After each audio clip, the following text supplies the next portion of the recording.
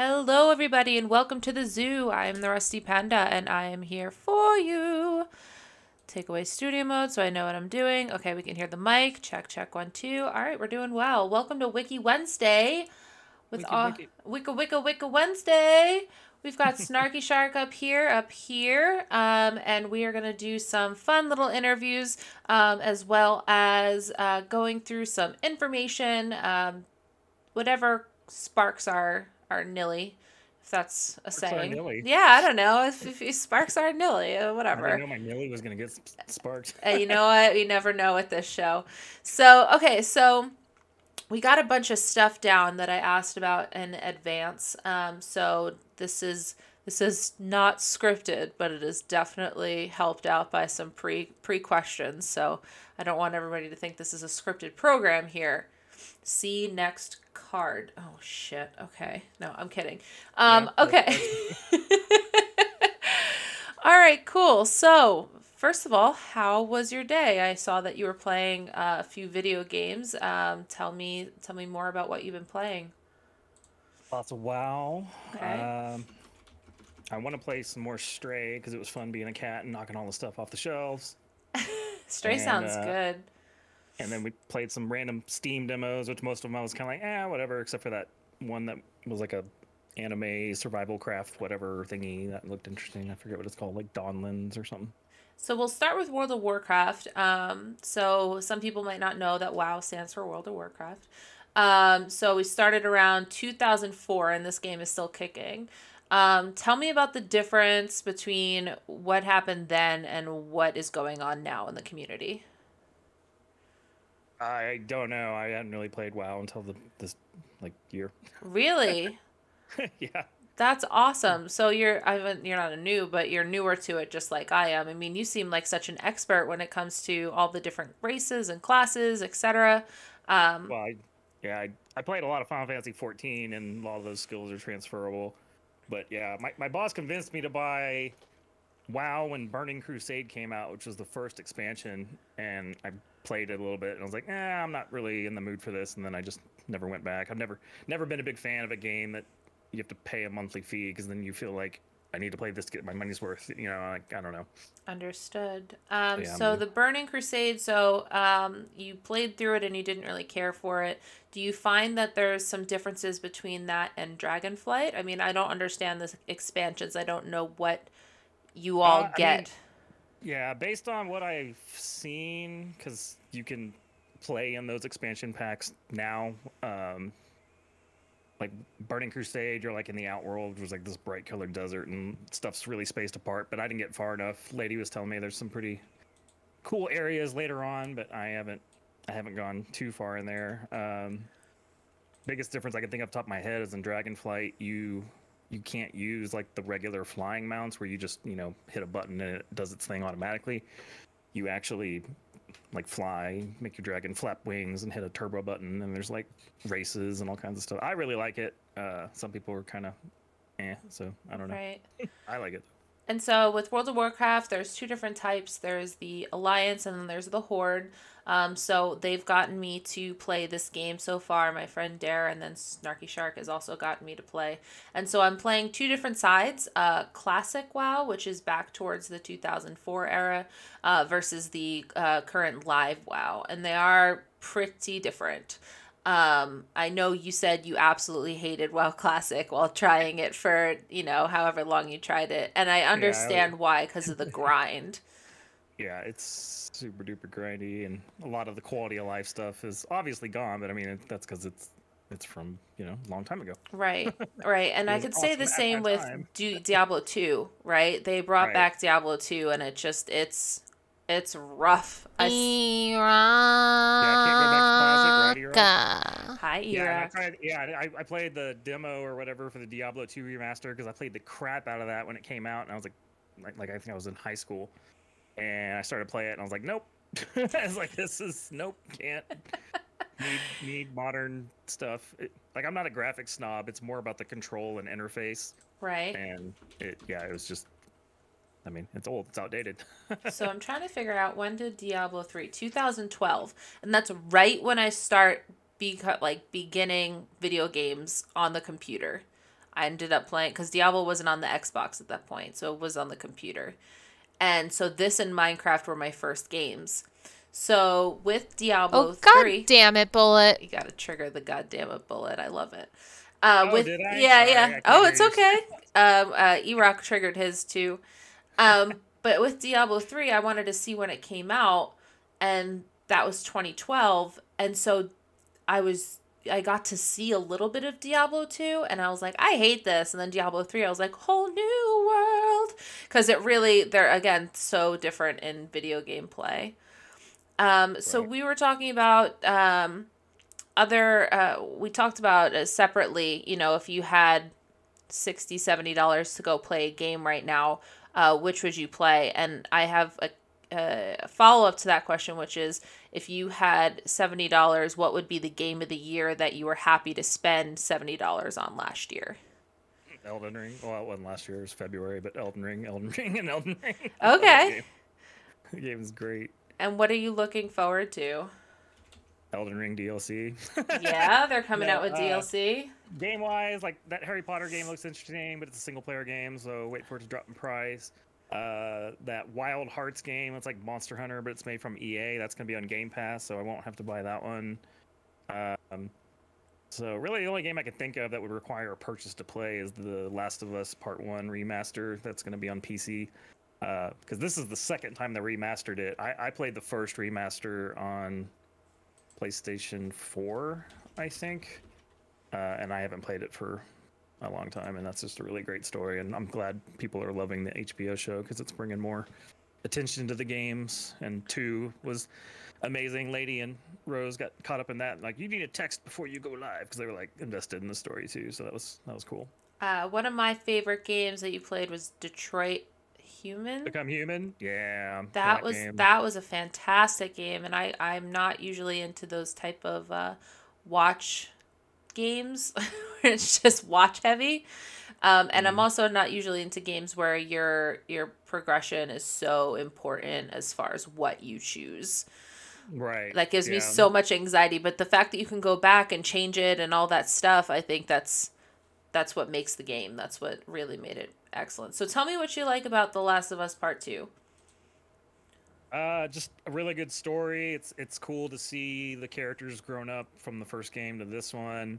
And you know, there's definitely some like surprise details, and then just the movement and the combat system and everything. It's like mostly stealth. Like, you can't just run in and shoot the crap out of everybody unless maybe you put it on the easiest difficulty or something. So you actually feel like you need to, you know, avoid guards and be careful, like especially with those clicker zombies that hunt you by sound. Clicker zombies, no. Yeah, it builds up the suspense, but it was really cool. And I wasn't working at the time when this came out, so I was able to just get up and stream it for a long time, and I think I was further ahead than most streamers, so Okay. it's kind of fun. I didn't have to worry about spoilers because I was further than everybody else. Yeah, for real. So, okay, so let's go back real quick because you're talking about game of the year for you is Elden Ring. So, not a lot of people may know what this is, depending on where they are in the video game world. Explain to me what is so good to you about this game. What appeals to you? I've always kind of enjoyed the Soulsborne genre, like Dark Souls, Demon Souls, Bloodborne, all that stuff made by FromSoft. But there was always some quality of life stuff that irritated me that made me not really stick with it. And like, there's no maps in the older games.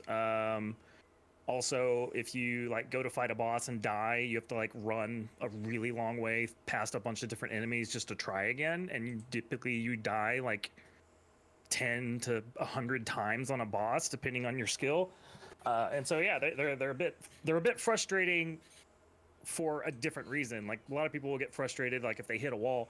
I don't mind dying to a boss like 600 times in a row, but if I have to run my happy ass 20 seconds every time that attempt happens, then I'm annoyed at the run, not the attempt. And in Elden Ring, most of the time they spawn you right outside the door, or like within 10 or 15 seconds of the door. Another thing that was great is, since I'm playing it on PC, beautiful mods. People created this really awesome multiplayer mod where you can basically play the entire game together and ride your horses together, which you can't do in the base game. So I got my dad into it, and we played it that way, and it was a blast. And then we also installed a randomizer, so after I beat the game, then I could turn on randomizer, and all the enemies and bosses would be different. So every time I played it, it was different, and all the items are in random spots. So yeah, there's just a ton of stuff. The only thing I don't like is, well, and also the thing I like about that mod, in the base game, when you play multiplayer, other people can invade you, and their goal is to kill you and any of your friends that are with you, and that's annoying as crap. If you use that mod I was talking about, there's no invasions. You just get to chill with your friends and play through the game, and I love it. Me, Niels, and Mr. Melt and Fakes, we've all played it here and there. So Nice. And so you mentioned playing games with your dad. mm-hmm. What other games do you play with him? We played 7 Days to Die for the longest time. Right now we're doing Monster Hunter Rise, and we still do Elden Ring on occasion. Grounded as well. He really got into Grounded. My niece and nephew got into Grounded, and so since that was cross-platform, we played the heck out of that. My brother and nieces and nephews and all that good stuff. Yeah. Team Squish. That's a longer time ago. Just as a total side note, Galvos, is there an earthquake or are the cats destroying the house? I just need to know because I need to know if I need to address this. Okay, so Monster Hunter Rise, I wanted to bring that up. 100% the cats. Okay, good. I wanted to bring up Monster Hunter Rise because I know that Galvos has it on every flippin' flat platform. And y'all play it very often, so I would imagine that it is a very good game. Now, I find this similar to Elden Ring in the fact that you don't mind hitting a monster a bunch of times in order to defeat him, and to me, that is my demise. That is, I want to kill and loot and be done with it. But yeah, so the appeal of Monster Hunter Rise, let's see. Rise came out in 2021, and that's awesome that you guys are still playing it. Monster Hunter Rise has the player take the hunter, tasked with slaying and capturing large monsters. There's 14 weapon types that have been present in both Monster Hunter Generations and World, with swords, shields, staves, bows, guns, and are present in Rise. So, out of all the Monster Hunters, is this one your favorite? Yeah, I think so. Like, every time they come out with a new one, that's my new favorite. I only play the console ones because I don't... This is a game that you invest like hundreds, if not thousands of hours into. I can't do like a small handheld game for hundreds or thousands. And I'm not talking about the Switch because I can dock the Switch and play it on my big screen. So I played the original Monster Hunter when it came out on PlayStation 2 in 2004. Then the second one to come to a console was Monster Hunter 3 on the Wii. Then Monster Hunter 3 Ultimate came out on the Wii U, and I basically found a way to buy a Wii U just so I could play that damn game. And then Monster Hunter World finally came to more major platforms, and that's when it exploded and sold more copies than all of Capcom's best sellers combined, which paved the way for this game. And I'm really looking forward to whatever they do next, because since this one was, originally for the Switch, there's obviously going to be some limitations, and I don't mean graphics, because again, I'm not like a graphics snob, and I think it looks beautiful, but I have to imagine that if the next one is made for next-gen systems and PC, that it'll be pretty amazing. Okay. Now, how old were you when you started with video games? Do you know? Whenever I could hold a controller. 3, 4, 5, I don't know. That's really excellent. Young. So with that evolution of video games and discovering those, what led you to stream them? Buying a house. Okay. So we kind of went from place to place, but ultimately the last place we were living with her cousin and her partner, they were buying a house, and me and my wife couldn't afford a place on our own, so we moved in with my mother-in-law, and was fine. Like, we ended up building like a little mini like home type thing in her garage, because her home was the like the main office home, so the garage was like finished and had air vents to it, so it was fine. And that time we would try to look for houses, but we could never afford them. But I knew, like, once we finally did find a house that we could get into, and we're gonna have a mortgage and all these electric bill and all that kind of stuff, I was like, I'm not gonna have money for games. So I'm going to stream and hope I can make relationships with developers and get free games from them. And in exchange, I will stream them. And that's what I did. I streamed directly from the Xbox, and it felt a little amateur. And so then I found a way to stream through the Xbox app on my computer. And then I was using like Streamlabs. And then later in life, I found out OBS was better. So I switched to that. And then, I don't know, 2 or 3 years ago, I got the PC and kind of never looked back. Understood. So, Mixer, where we found each other, launched in 2016 as Beam, and then acquired by Microsoft in 2016 and renamed Mixer in 2017. It's so weird to me that it only came out in 2017 and it was gone in a flash. Like, I mean, that just, it breaks my heart. Yeah, Microsoft officially shut down Mixer on July 22nd, 2020. So that's 3 years. Yeah. And we were there for, yeah, rip. Hey, Rose. We were there for almost all of it. Like, I feel like, I was there at the tail end of it, but you were there, I feel like, for almost all of it.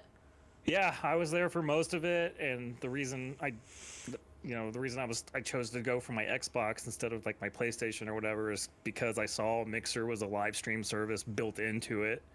And I don't know, I thought the buttons and stuff were cool. And yeah, I didn't like the fact that, you got a lot of kids and that kind of stuff. So there's a lot more moderation to do, but there was definitely a lot more activity when most of us were on Mixer than Twitch. Like, it wasn't uncommon for me to have like 20 to 50 people hanging out and we're all having a good time.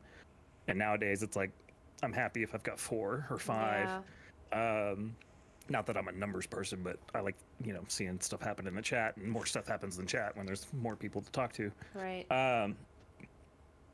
So yeah, that kind of sucks. And then also it's a little depressing. I've been at Twitch for 2 years and I'm like a little under 600 followers, and when I left Mixer I had like 2100 or something like that. So right. it's like womp womp.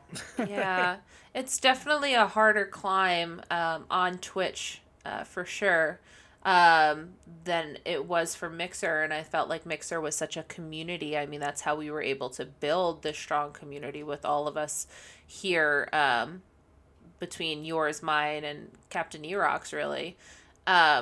We have this joint community, and it's really something to behold. So every year I keep telling myself bigger and better things. That's why we do different things. That's why I'm trying first-person shooters. That's why I'm trying anything I can, and it's not for the follows. It's because I want to be a better gamer. I want to be a better variety streamer, which I believe in because of you guys. You guys are the pioneers. But that's no. But I think your husband would like it. He doesn't think so, but I think he'd like it. I think the dying all the time and the nonstop dying all the time would irritate him. It's fine. It's fine. Yeah. I'll protect you, Gavos. And if you die, you can watch me kill the monster so you don't have to repeat it. There you go. That works. Kind of like me in WoW, where I was like, you got this? You got this, Shark? Yeah? You good? I'll be over here. All right, so let's switch gears for a minute. We went into streaming, we went to Mixer, we went into all that. Let's talk about cooking, so and food. So I asked you your likes and dislikes, and you went very food heavy. So I'm interested into going down this rabbit hole with you as far as let's talk about cooking for once. What is your favorite thing to cook? What's your favorite dish?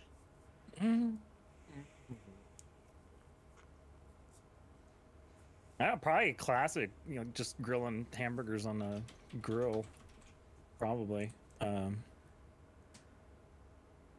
I've been doing that since I was a kid, really. Like, I learned when I was a youngin', and so mom or dad didn't have to mess with the food. Like, we're doing burgers. I was like, sweet, I got it. And I'd go out there and do them.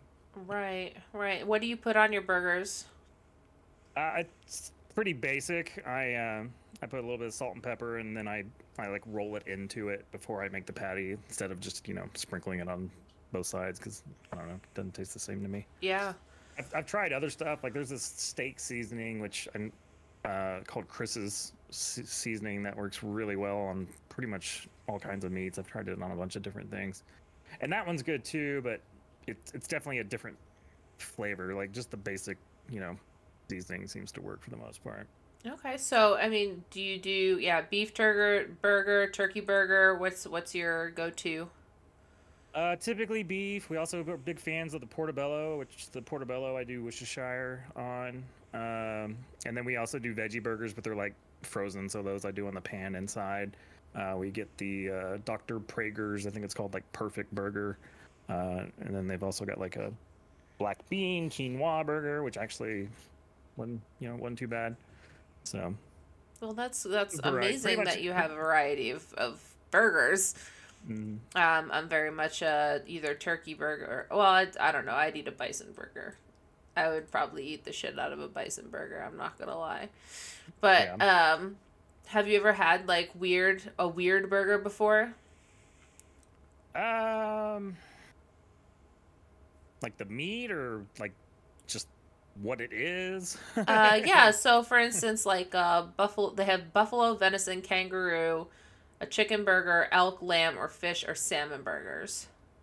Yeah, no, I haven't had anything real crazy as far as the meat goes, but I have had like some interesting like that's a lot of crap to put on a burger. Like they infused like chopped jalapeno onions and cheese into the patty, and then there was like barbecue sauce and onion and all kinds of like stuff on there. That was really good.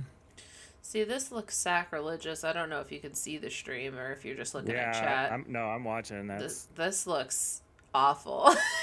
Cheeseburger with onions and tomatoes at Louis lunch. Oh my Okay. gosh. Never put white bread on your burgers.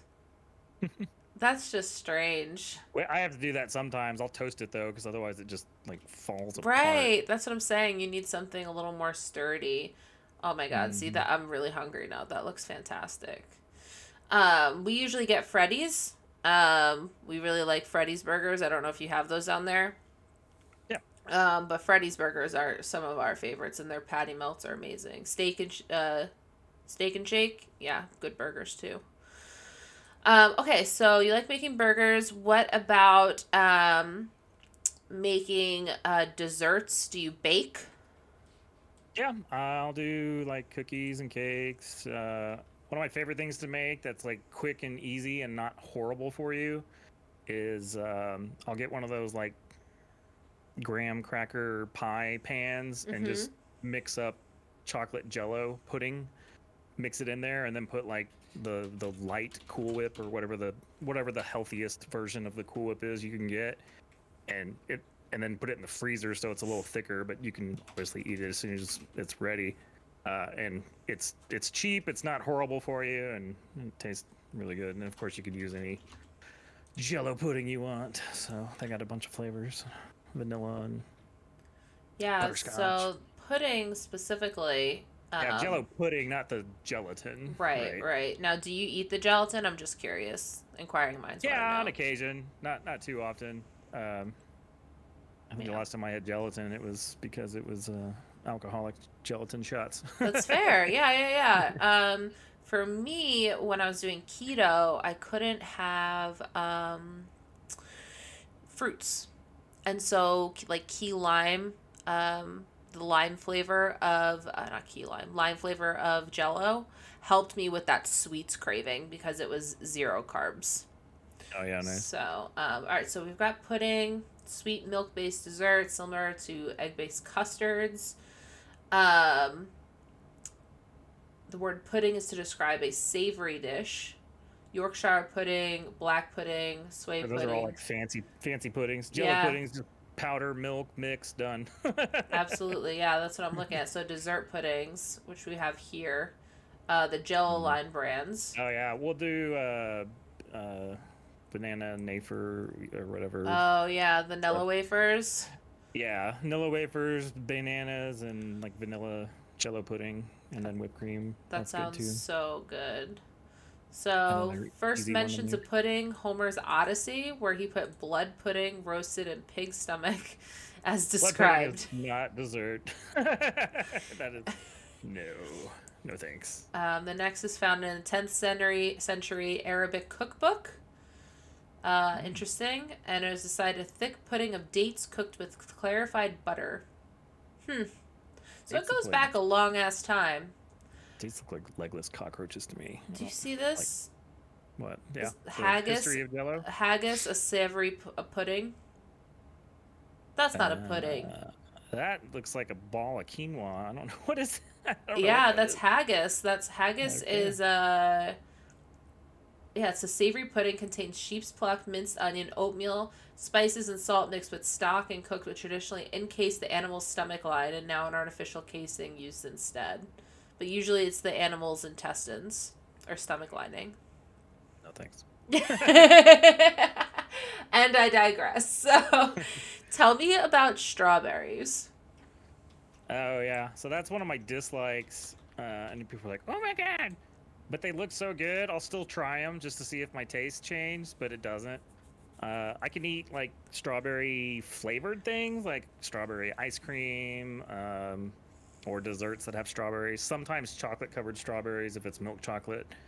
But yeah, no, I'm not a strawberry person. My wife likes strawberries, so if she gets them, she eats them, and I'm like, have fun with that.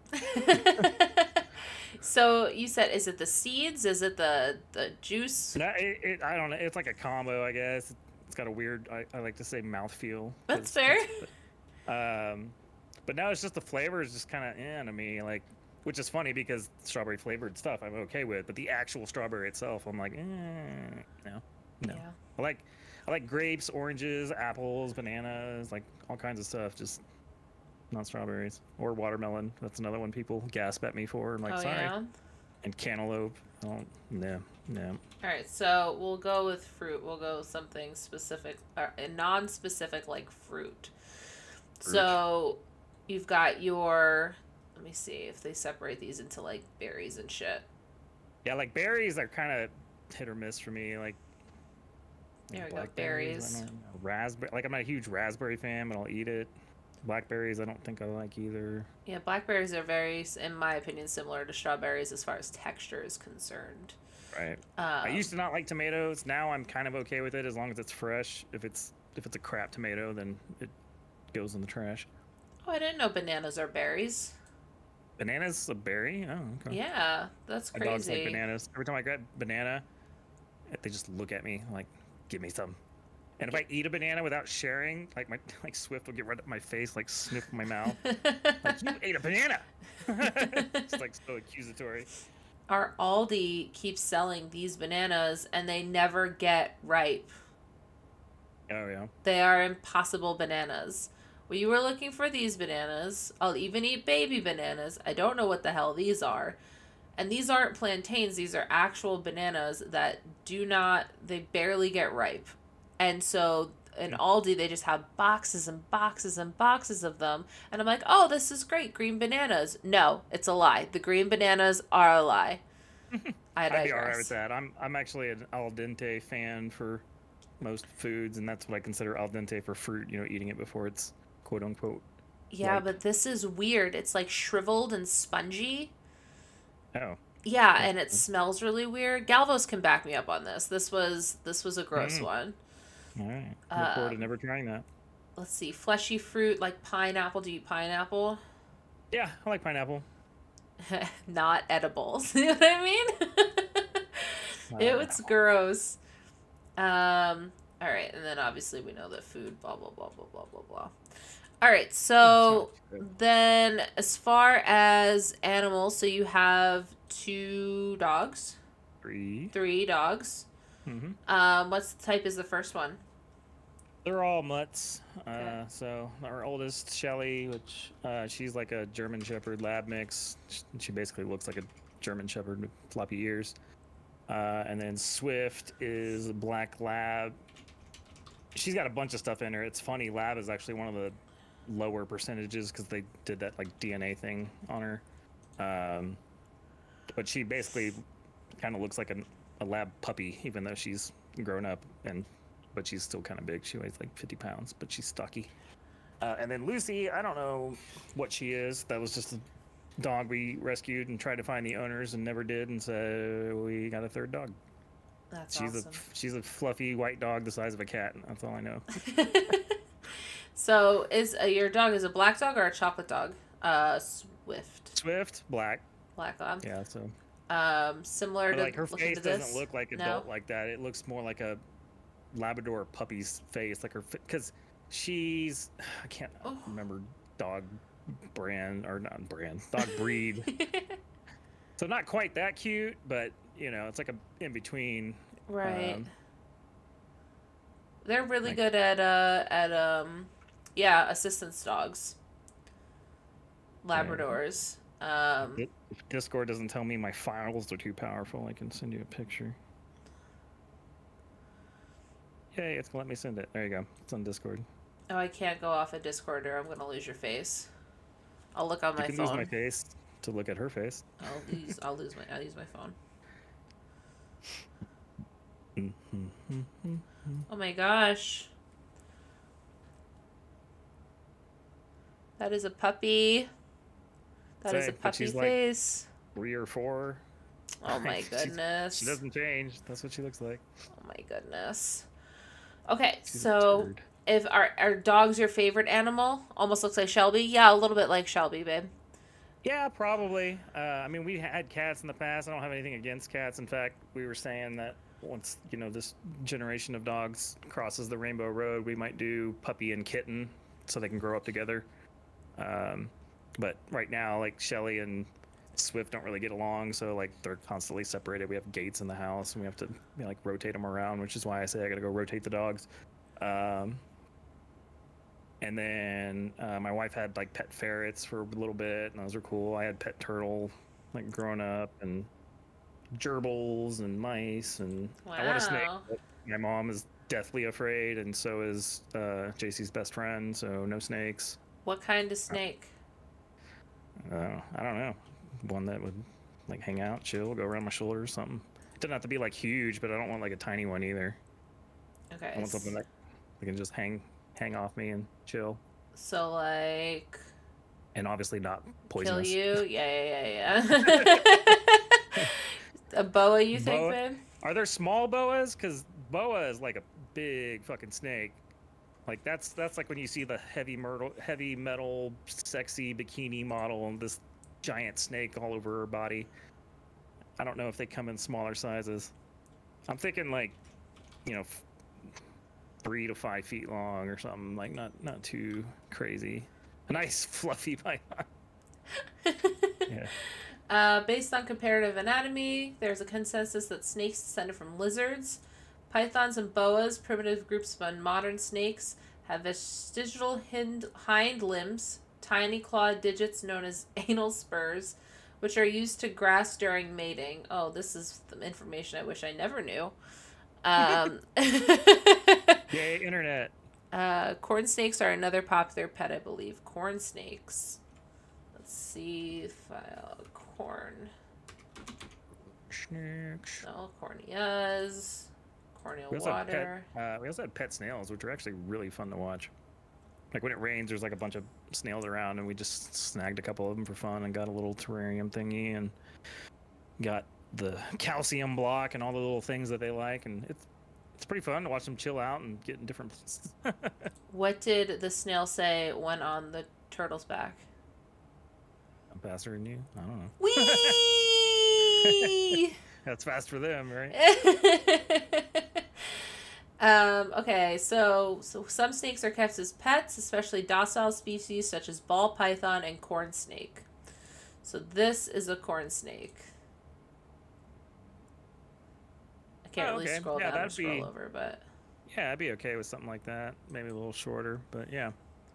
I want something that's like, if I drop it, it's not going to die. Not that I would drop it, but you know what I mean. Like, understood. Like for dogs, I like bigger dogs. Like Lucy's the smallest dog I've ever owned. I typically always have dogs that are like 50+ pounds. That's fair. Because I like to play rough with them and pat their bodies, and I don't want to pat something that's going to potentially break. What about something that isn't a pet? What's your favorite animal out in the world? Shark. So that's the thing we started on, and that's perfect because I'm glad we got to bring back to this.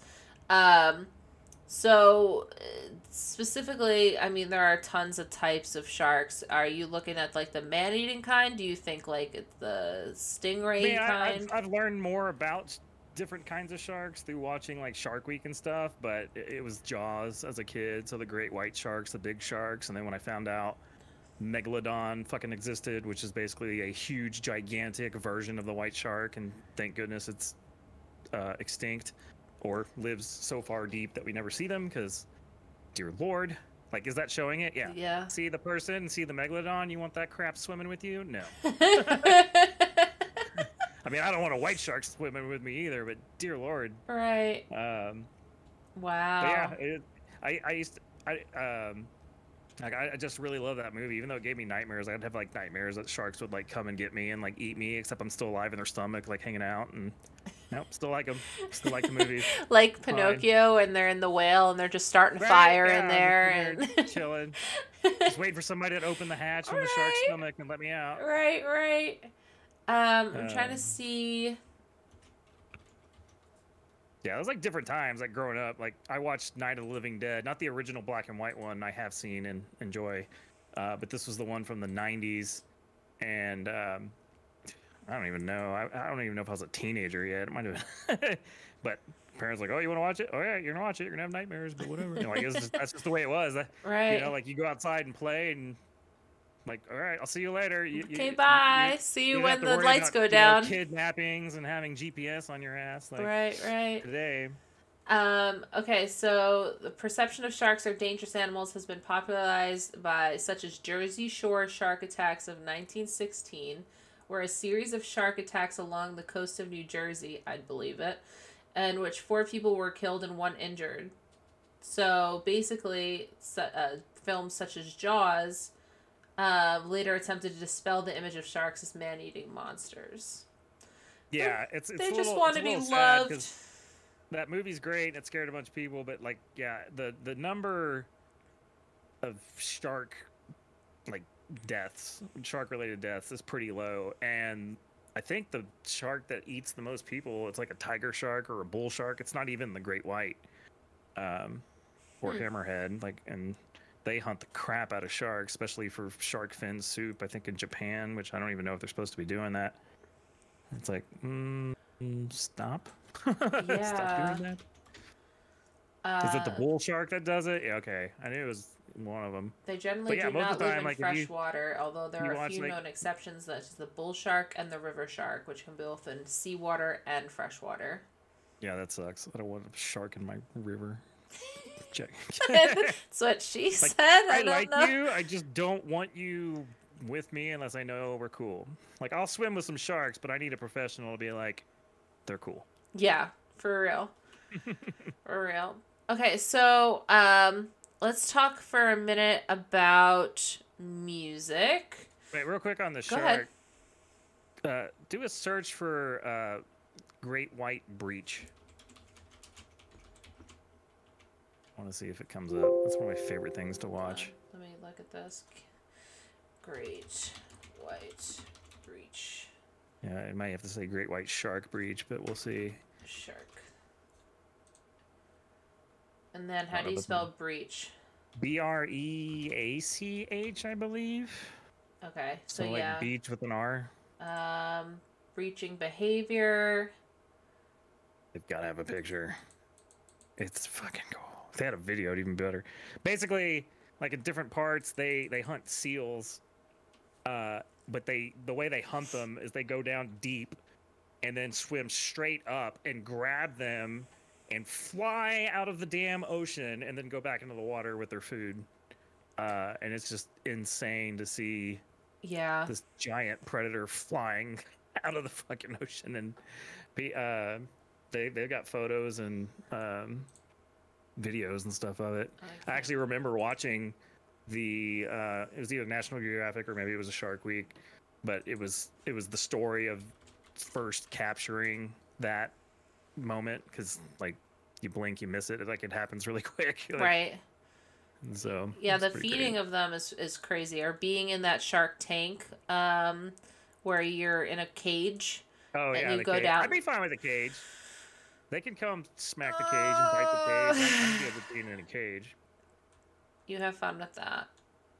Nah, that'd be fine. I'd be okay with that. I think it would be cool, but I don't think it would be that cool. Well, Okay. I even watched like MythBusters, and it was funny. They had like two dummies, one that was like programmed to like kick and move, and they both had bags of fish on their hip, and then one that just sat there. And the sharks like totally fucked with the one that just sat there, but the one that was like kicking and swimming, they ignored. And I was like, okay, so you just be chill, and they're chill, unless they're a bull shark, and then you know, run for your life or swim look for for your a sharp life. rock, stab it in the eye or something. Right. Punching it in the nose doesn't really seem to do anything, probably. You mentioned MythBusters, and I wanted to bring it up because that was one of my favorite shows. Yeah.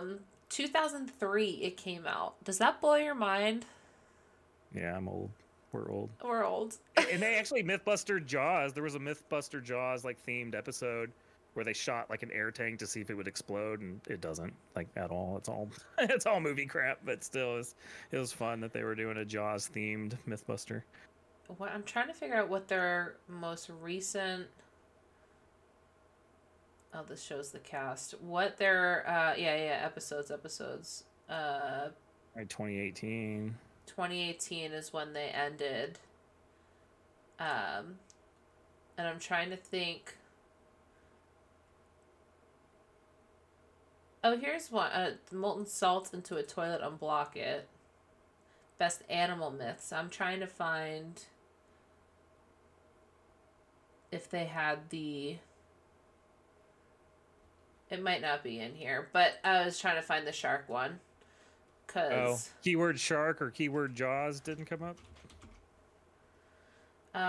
Occasionally they had some myths are related to a theme such as sharks. But that's all it says. Balls. Boomer. It was fun. I love that show. Okay, so dark humor and stand-up routine. So give me a comedian that we're particularly interested in. Anthony Jeselnik is one of the funniest damn comedians on the world if you like dark humor. If you don't, he's probably the biggest insensitive asshole, but he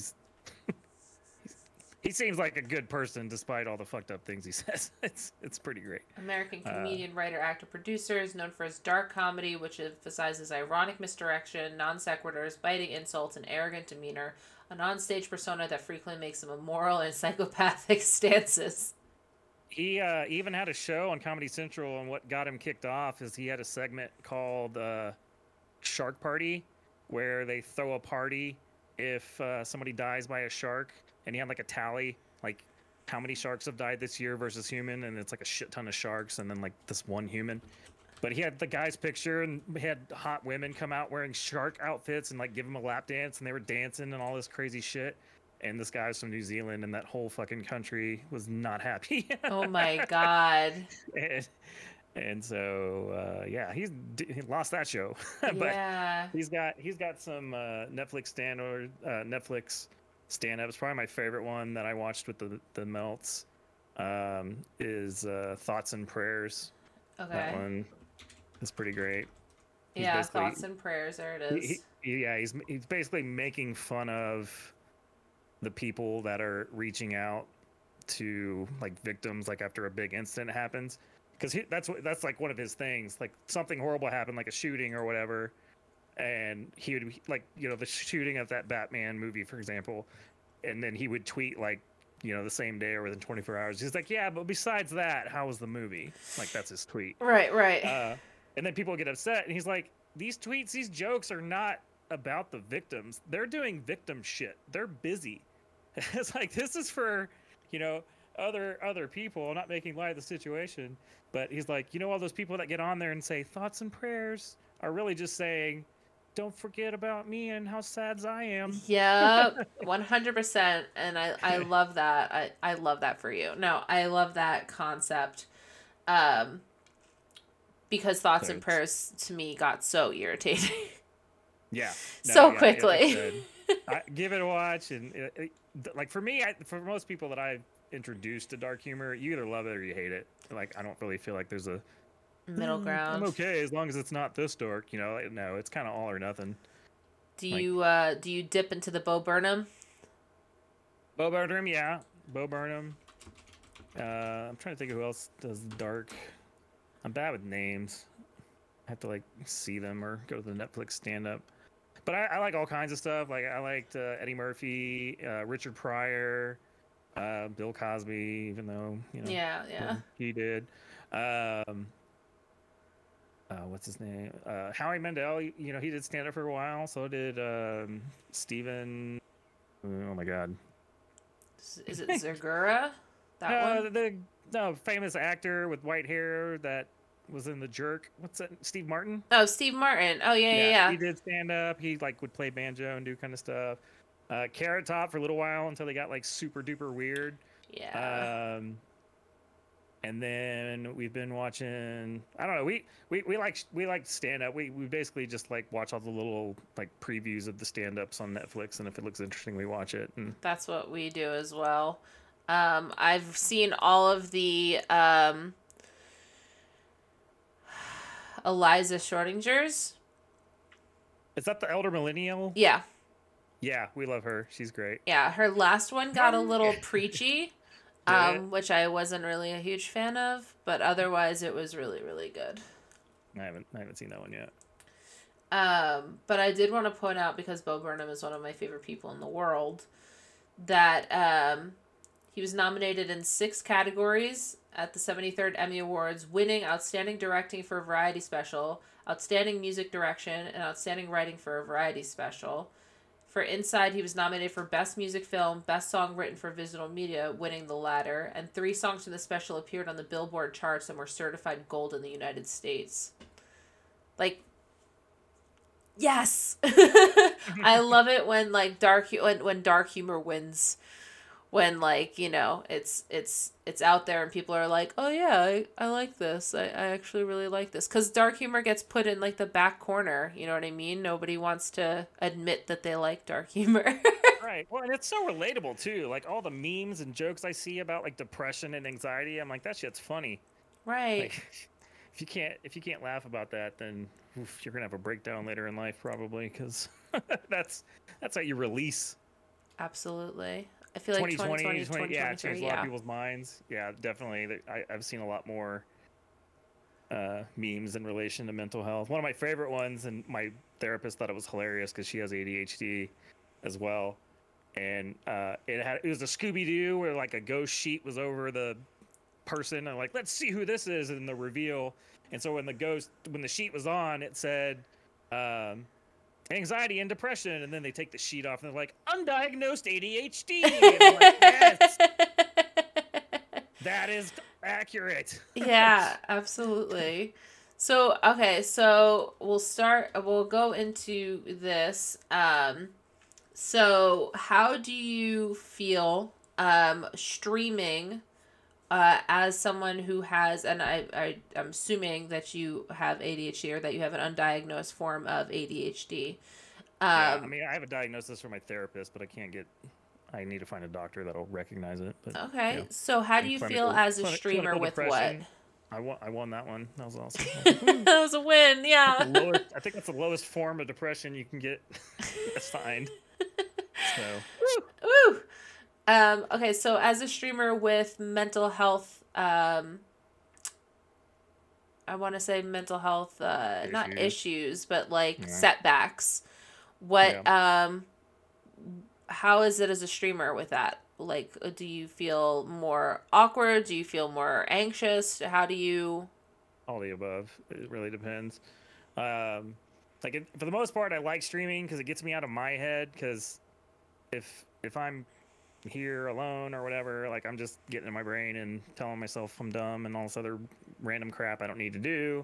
And I can try playing video games, but all that stuff still happens in my head. But when I'm streaming, I'm actively talking, I'm hanging out, and if people talk to me, it's even better. There's interaction.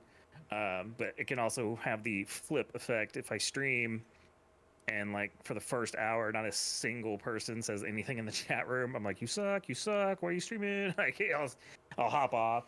So it's definitely hit or miss. But I'm pretty open about all of it, so I'll kind of talk about my stuff, and I might accidentally trigger some people, which I apologize for. Like, not that long ago, I was like, yeah, I'm tired of being here. Somebody kill me. It's like if you have different days, which I would never do, by the way, in case anybody's worried. Right, right. But I understand. I understand those feelings. They're very adamant, and especially to be again mentioning the word community, of people who are accepting you as you, and then you have these blueberries. I'll use the term. Come Okay. in, and you're so scared if they're gonna like you, judge you. You immediately do you come off like what? How do you feel when somebody new enters your chat? Oh, I don't care. I'm just like hello, and I ride the wave. I mean, you've seen me do it. If they're Yeah. trolls, I troll them back and then ban their shit. And if they're cool, I have a conversation with them. And if they're getting a little out of line, then I try to straighten them up. But I'm pretty open. Like, a lot of streamers have rules like no politics, no religion, no da da da. I will discuss anything as long as you'll keep it civil and ultimately agree to disagree and stop when I say stop. Um, like I've always wanted to do a just chatting segment or something like this, but it's scary as shit to sit in the just chatting and just sit there and like if nobody's there. Like this morning, I woke up at like 3 a.m. And so I put myself in the just chatting category, but I knew most of the people that come to hang out with me are probably asleep. So I put just chatting with WoW, and I was playing WoW. But if somebody came in to chat, I would chat. But yeah, I thought about like maybe doing some like morning segment, kind of like Tipsy Roo used to be, not as involved. His was, Yeah. quite a production, but most of the time I'm up a couple hours before I have to go to work, so it would be pretty easy for me to hop on and do like an hour and a half, you know, Yeah. thing. Like I really liked Socket Monk's stuff. Like he would hop on and he'd always have really good talk sessions, and he's supposed to be playing a game, so he's in the game category, but then they're like talking for an hour and people are like, change your category. Yeah, yeah. Oh my gosh, that's bringing back Socket Monk. I miss Socket Monk. I miss Tipsy Yeah. Roo. And of course, just as a side note to everyone, this segment is inspired by Tipsy Roo's Wiki Wednesday. Mm. That's why even on the flyer I put created by Tipsy Roo because I do not take credit for this format under any circumstances. Okay, back to the session here. Back to the So, session. okay, so as far as you talk about board games, so Mm. explain to me, you said Stratego, which is Mm. a game I absolutely love. Is it hard for you to play board games? I know when you have things like ADHD and for me, it's sometimes hard to even get up the ability to even play a video game or a board game just because I'm so down in my own mind. Mm. I'm curious as to what that looks like for you with both video games and board games. I'm actually typically fine with it. I'm a fidgeter, so as long as I can fidget, I can do things. Okay. Like I don't have to get up and walk around. Maybe I did as a kid, but now it's just like one of my favorite things to do. Have you ever heard of that? It's like a mantra. It's satanama or something like that. I can't remember the exact words, but Mm-mm. basically you're touching your fingers together and specifically like ending with your thumb. It's supposed to help with meditation or yoga or something like that. I don't actually do the mantra though, but I do just like doing that with my fingers. I like going, 2, 4, 6, 8, 10. I like doing counting and stuff. Yeah. No, I mean, things like that really do help the mind and put it at ease. Yeah. So I like who are you playing Stratego with? Tell me why you like these board games. so a lot of these board games were in my grandparents' closet, and me and my sister would play with them. We'd also play with like Hot Wheels cars and stuff. But yeah, Stratego, Shoots and Ladders, Candyland, Monopoly. I'm not a big fan of playing Monopoly too much though, because I tend to win and people hate me for it. And so, in fact, that's kind of one of the reasons. Like, you watch my stream, I always say I'm not really big on PvP and competitive multiplayer stuff because in general, my friends and family, I am better than them, and that's not like me bragging. It's just something that happens. Uh, and so people obviously would get frustrated with that or maybe upset. And so like as a kid, I had to learn how to like let people win without them knowing I let them win, so they would keep playing with me. Like, oh man, that was a really good fight. I was like, yeah, one more hit, I would have had you. And like, I Right. kicked their ass, 30 seconds ago. Or like first-person shooter, I'd like shoot them in the shoulder instead of the head so that they wouldn't die, but they could kill. You know, I I had to make my own like challenges. In fact, I accidentally, well, not accidentally, they asked me to do it, so really it's on them. But, but Modern Warfare 4 came out, and we were really enjoying the crap out of it. Me and my coworkers at the time, I was working Best Buy project team, and we were doing multiplayer, and I was like beating everybody, and like, fine, all of us versus you, and I beat them all, and they're like, fine, all of us versus you with a pistol, and then I beat them all, and they're like, all of us versus you with a knife, and I almost beat them, and they were not happy. Oh my gosh. Yeah, anything we can do to make sure that we win, you know. Yeah, Just take and the so loss. and so yeah, it's like a guilty pleasure that I don't really indulge. But like I really like the Call of Duty games. I specifically try to get the ones though that let you do multiplayer versus bots, so that it's you and your friends and family versus bots, and that way they're not getting pissed at you for being good at the game. And then of course if you go online, there's always people that are better. You know, people that play 24/7 or whatever. Like I'm not claiming to be top tier gamer, just typically above the people I actually know and interact with. Right. And so what was I about to say? Oh, what about games like Overwatch? Why don't you indulge in those? I've played Overwatch. I like the characters. It's actually kind of fun. Like I really like that cowgirl chick with the giant robot or whatever. The characters are fun and stuff, but yeah, you have to work in a team, and working as a team with strangers doesn't really work out, and I don't really want to be in voice chat with strangers. There's so many kids and people that say the most inappropriate things I don't want to hear on voice chat, and so it just doesn't work unless I have a group of friends that, you know, will all play it basically. Right. Or I don't care how well the team does. Like in Call of Duty, I could do team deathmatch, and like I didn't care if I won or lost. My goal was to have more kills than the number of times I died. That was the only thing I cared about. Right, right.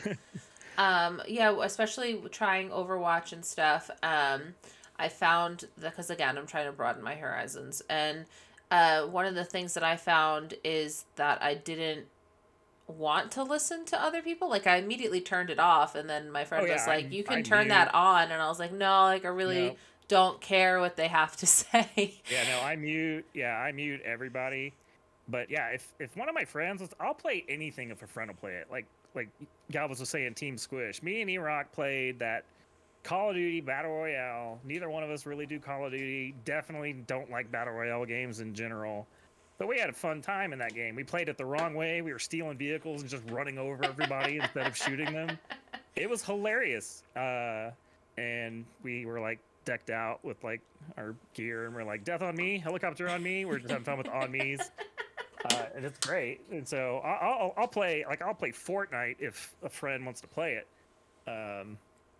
But yeah, no, I'm not really gonna mess with that by myself. That's fair. I feel like I had tried Destiny, and I was trying it with a friend who had also never played Destiny, and I had such a horrible experience. I just rage quit. Core memory trap. Yeah, I like, if somebody could like find a way to convince E-Rock to play Elden Ring with me, I would be so happy. I secretly like want to bug him into playing that with me, but I also don't want to like push it too hard. And so like not too long ago, he was talking about like maybe playing through a whole bunch of Soulsborne type games, just to do it. I think he was going to solo them though, and I'm like, oh fuck, I want to play multiplayer in that. I'll help. I was like, I'll even be your camera guy. I won't hit anything. I'll just run around and like make commentary. Just let me be a part of the experience. Oh gosh, that's perfect. So, all right. So, let me X out of that. So let's go back to board games. So I want to know what I'm going to have you out yourself. What was your Stratego, if I could spell, Stratego. What was your go-to moves? Did you just like play willy-nilly, or did you? I guess I kind of vary it up, but yeah, I mean, I liked doing the misdirect, where I would surround like my shittiest piece by a really lot of strong stuff, and so when people would hit the strong stuff, they're like, "Oh, your guys, you got to be back there," and they'd push through, and it'd be like my level 1. I'm like, "Haha, my guy's over there. You're dead. I already killed you." And Stratego's changed a lot. Like I think you brought Stratego when you came with us, and it was all like I futuristic as shit. did. Stratego I played was like the soldiers with like the fur hats and the fucking manual load rifles. Like I don't know what year that was, but it's probably the late 80s or 90s or something. Forgot. But it has evolved quite a bit. Yeah, yeah. There's different versions of it, just like there's versions of Monopoly. But Right. ultimately the rules are still the same. My favorite is playing random, where you pick it out at random and you don't know what you're going to get until you put it on the table. And then as long as your flag isn't on the first row, then you can go ahead and switch your flag out with something else. But otherwise, you go ahead and you play it out as random, and that way you don't have a choice where your flag goes, and you got to play it as that. And that I really enjoy, because that puts everybody, in my opinion, on the same playing field. Yeah. For those of you who don't know, Stratego is a game very much set up like this. You've got bombs to put out, you've got a flag to put out, and your enemy line has to get to your flag not knowing where it is. So that's the higher numbers beat the lower numbers, basically, or bombs kill things if they run into it. Right, and different things have different meanings. So it's a fun game, especially if you like to play with kids. I should rephrase that. Especially if you like... Hey there, little girl. I didn't mean it that way. Yeah. That's exactly what I thought that of. clip is somewhere. I know. It's not a part of my highlight reel, though. No, that's for sure. No. But especially if you like to play games with kids, this is a great game for you. Oh, Guess Who was also one of my favorite games as a kid. I was just about to bring Guess Who. Like, are they male? Like, haha, I'm getting rid of all your shit. Connect 4 also really enjoyed. Sorry, Yahtzee. Sorry was a good one. We had Sorry competitions. That Thin Ice game, where you stab all the sticks and there's marbles and you have to remove the sticks without the marbles falling through. That was fun. Mousetrap. I loved Mousetrap. You build that badass Rube Goldberg device, basically, and look at this. This is crazy. I know I Yeah, can't that's a scroll, big but it's a version of big Guess Who right version. there. That's awesome. I guess it's some Milton Bradley type place. I can't zoom it in or it's awkward, but I don't even want to know how they would do a Guess Who nowadays. Like, I don't know if they would get crap for it or not. oh, it's... Do they identify as male? I don't know. Hold on, let me read the details. And that's not like a dig against... No, I get it. non-binary, Yeah, 100% get it. But like, if you want to be accurate for today's society, they should include trans, non-binary, all that good stuff. Right. So it should just be as basic as, do they have a mustache? Do they have a... Exactly. So you would have to switch to different pronouns. Do they have... Exactly. I think it'd be fine. It's just... Nowadays, everybody's under a magnifying glass, and everybody's a keyboard warrior looking to cancel people. Like this stupid Hogwarts game BS that they're doing. Yeah, for sure. All right, so favorite movies, we're going to go to Night of the Living Dead. So tell me about this movie to you. Yeah, find the 90s version. Living Dead, so yeah, I saw that one when I was probably too young to see horror movies, just like Jaws. But it's traditional. I'm a big fan of Romero. I like the original Romero zombies, the slow type, not the sprint at you where you shit your pants because you're gonna die zombie. I don't like those. Mm-hmm. I prefer the slow walking style. But this one is just really well done, and the effects were pretty great considering the year it came out. And yeah, I mean, it was really the first zombie movie that I kind of fell in love with and stuck with. And then, eventually zombie just kind of blew up and became a cliche, and everybody likes zombies, and there's a billion zombie games and movies and blah, blah, blah, blah, blah. But what do you yeah, think no, that was way back in wins the 90s. over zombies, vampires? What would be another? I don't want to say werewolves because I feel like that didn't hit as hard. Lycanthrope. I think that zombies were really... Yeah, I think zombies were the thing of the 21st century. Yeah, I feel like zombies was probably more enjoyed on grand scale. I mean, there was definitely some hot moments for vampires, depending on certain movies and such, like Twilight, Interview with the Vampire, and underworld. But yeah, no, zombies are just, because I don't know, they something about really it's are fun. terrifying. I mean, and they in form could be seen as real.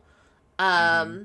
Yeah, Tomatoes, seagulls, seagulls, and frogs. Oh yeah, blobs. Attack of the Tomatoes, and then the birds, Oh and then yeah. yeah, yeah, I was all like, I kinds of don't fun. know what any of that means. You might as well be. Clowns, yeah.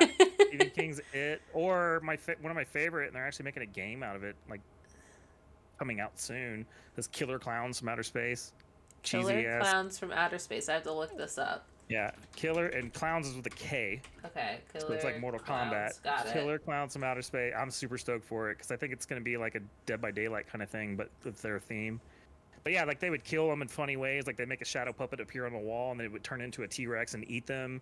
And they'd put their bodies in like a giant cotton candy thing, and then stab a straw in and like drink from it. Like Oh my it was, god. it was funny, but it was a horror movie. And for some reason, yeah, I guess somebody was like, let's make that into a game. And I don't know if it's coming out this year or next year or 2025 or what, but Let's see. they're working Soundtrack on it, and it's the release. official license. Planned Man, they don't really show much on sequels, this wiki, do they? I was thinking there'd be Legacy. more pictures or something. For planned release, okay, good.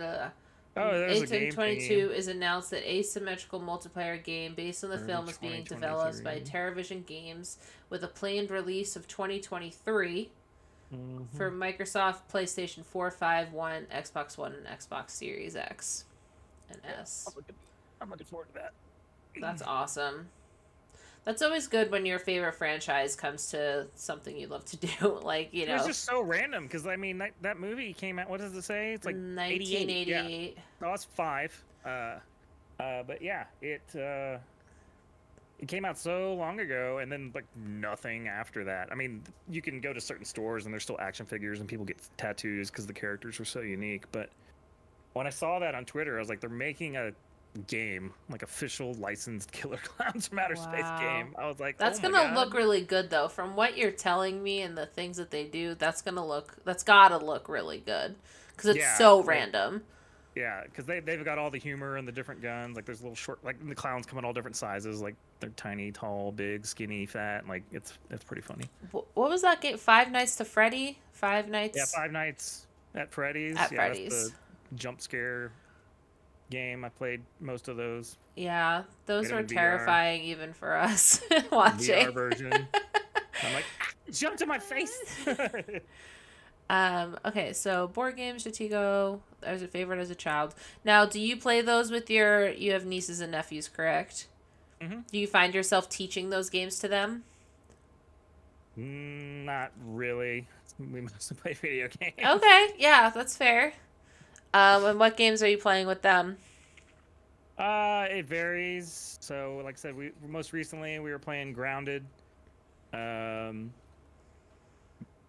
Even though it's probably not totally appropriate for them, they'd hang out and watch 7 Days to Die, but they didn't really play that one. They just kind of watched and would tell Grandpa there's a zombie after him, and would cheer for me when I came in and killed like 12 zombies while Grandpa's getting killed by 2. Um, and then like they generally seem to have interest in the games I'm interested in. So like I got them to play Monster. I even got them to play Elden Ring a little bit, but I told them I was like, it's a really, really hard game. Yeah. You're going to die a million times. And my nephew still bought it with birthday money. I'm like, oh my Oh god. God, no. You are so screwed. Yeah. So Grounded is a survival game, and we have similar Hmm. interests as far as survival type games, crafting Hmm. type games. Those are what's my whistle. I really got to stop using phrases like this. Regardless, you're shrunk down into a itty bitty world. Honey, I Shrunk the Kids video game, Yeah. basically. Yeah. You're shrunk down into a world. You live in a backyard and you have to survive. And so things like um, wasps can get you, things like fish, koi can get you because there's a fish pond, spiders, Oh, whole bunch of okay. stuff. Oh, yeah, I could just read what it says: spiders, bees, dust mites, and ladybugs. But that's fine. I could also just try to think from memory the 12 minutes I've ever Right, played yeah, of it. ladybugs and fucking mosquitoes, asshole Oh, mosquito. yeah, the mosquitoes. You use your shield. I'm really surprised. I pretty much beat that game on the hardest difficulty doing nothing but punching and uh, perfect blocks. I was really surprised. And I was like, yay. It was fun to watch. I hope they make new content, like new areas. I hope they don't just let this game die off. Like, because that's the only downside about this game. I'm a huge fan of procedurally generated games like 7 Days to Die or Minecraft or all those kind of stuff. Granted, I mean, don't get me wrong, it's a wonderful map, it's a great world, but like, you know, once you've played it yeah, a few dozen times, it's like, well, I kind of know where everything is. The only challenge is how quick can I get from A to B, and then when you do that, you're like, well, I'm done. And that's basically what happened with me. Like, my first challenge was, could I start up in the tier 3 area right from the beginning of the game and like see how quickly I could get advanced weapons and tools, and then can I beat it on the hardest difficulty? Can I do it without weapons? And then after I did all that, I'm like, okay, I'm done. Yeah. Yeah, I felt that way with Animal Crossing, unfortunately, where I was like, oh my god, this game's so great. And then you get like capped out and you got everything you wanted and you planned for everything, and then womp womp womp. There's nothing else to do. And they're like, well, here's Happy Home Academy, a DLC that you can play. And I started playing Happy Home Academy, and I'm just like, it's not the same. Like, I want to build this island. And so people start over, just like you would start over in Grounded, but even still. Okay. I'm thankful for Animal Crossing. That's how we met Lady Melt. She didn't know what she was getting into, and she came to the Animal Crossing thing, and that's not typically something I play. Not that I don't enjoy it. It's just, you know, that was just happened to be the thing I was into. Yeah. I enjoy most things, but I don't know. You have a niche. A couple. I don't know. Like, I don't know. I mean, kind of, but also I'm afraid to do like too many games at once, because then it's just like that many more things I'm not gonna finish. And we got them into turnip sales. Like yeah, exactly. I really enjoyed Pokemon. You got me Pokemon on Switch. That was a lot of fun doing all the voices and stuff. I haven't played any Pokemon games since then. I think like 2 or 3 of them will come out. I also am a pretty big fan of real-time strategy RPG games like Disgaea and Final Fantasy Tactics, but I never really stream those because they feel boring to watch. Like, I don't know, like, I get in my head a lot. If like I said, if there's nobody talking, if nobody talks for like 30 to 60 minutes, then I'm like in my head. Yeah. So I'm always thankful for the people that come in, just like if they say hi. Like Gun's really good about talking in chat. And so yeah, anybody who comes by just to put one word in the chat like once an hour or something is great. I completely agree. Sometimes I'll make Galvos go in there and I'll just talk with him, and he could be right next to me, and I'll just be talking with him and he'll be responding via chat, and I'm like, okay. Yeah, I mean, whatever works. Yeah, I'm glad you have that. It's a little sad for me, but my wife doesn't really support the stream. I mean, she supports it in the sense that, I mean, obviously I'm doing it. She lets me do it, but she's, you know, never been in the chat. She doesn't really watch my streams unless I show her like an after the fact or anything like that. Video games is not her drive. That's not really there. So yeah, I would be messaging like you or Galvos or somebody else and be like, hey, can you come say show on the chat? I'll be there for you. Okay. But I also, and that's also kind of why I try to do the games that have more going on, so I don't have time to think about that. Yep. So like that, shit, what was that shark game called? I don't know, but that was like the most fun I'd had. Maneater? So long. Yes. Oh man, that game was so fun. I didn't care if there was 1,000 people watching and talking or 0. That game was just so much fun, swimming around and eating the shit out of everything. God, I hope there's a sequel. And so that's why I try to stay with stuff that's a little more action oriented, because then I have less opportunity to get in my head. Like I enjoy the civilization builders. Like I like Galvus got me in the Rim world, and Pop got me a bunch of games like that, like the Dwarf Fortress and all that kind of stuff. And those I usually have fun with because I don't play games traditionally. I like to science, you know. I always say science. Like, I wonder if I can kill this thing, or I wonder if this person will do this, and I'll have fun with that, and that usually entertains me. And I find if it entertains me, it usually entertains the people hanging out with me. Absolutely. And so this game in particular is very wild. You're a shark, go figure. And your goal is to survive and thrive as a shark. And so explain to me your favorite aspects of this game. What's the... I just like how silly it is, and the announcer, like they give you actual facts, but then they also like throw in jokes, and then there's like reference to shark type games and movies and stuff in it. And then the fact that I never played the DLC either, E-Rock. I don't even own it. And then like the fact that you get to grow up, like you start as a small shark, and then the more stuff you eat, the more you level up, and then you get super ridiculous. Like by the end, you're bigger than a great white shark, and you've got like electricity powers, and you can fly out of the water and do backflips, and it's great. I think it is a very silly game, but it's a very fun game. It was great to watch Galvos play that, and you play that as well because you played that on stream. It's the first time I saw it. Yeah, okay. So much fun. I was just like, I was eating everything. I was walking around with seals in my mouth, or swimming around with seals in my mouth. If you were walking around, that'd be mouth, different. but you didn't like hit the chomp button, it would just sit out of your mouth, and you could like spin in circles and make like a blood circle. And I was just like painting in the water with blood. Oh my god! Like, it was awesome. Now Galvos brought up a good point that I can't believe you played Dwarf Fortress. Yeah. I'd play it again. I was a little sad Galvos wasn't there. I was like, oh, this is the game that Galvos told me about when I was playing Rimworld. He said, if you want, this game on steroids, it's Dwarf Fortress.